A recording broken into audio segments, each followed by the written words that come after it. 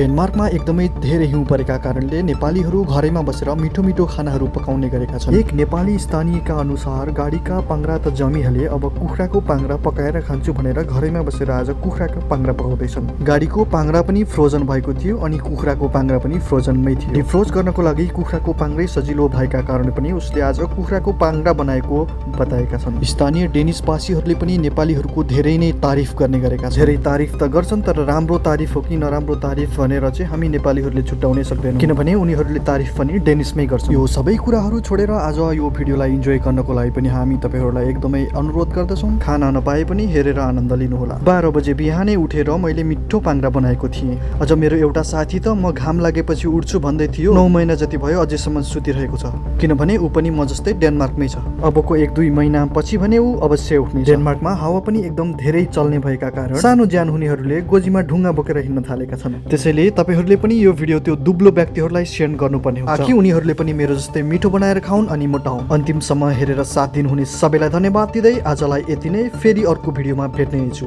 हस्त नमस्ते, शुभरात्रि, शुभ बिहानी, शुभ दिन।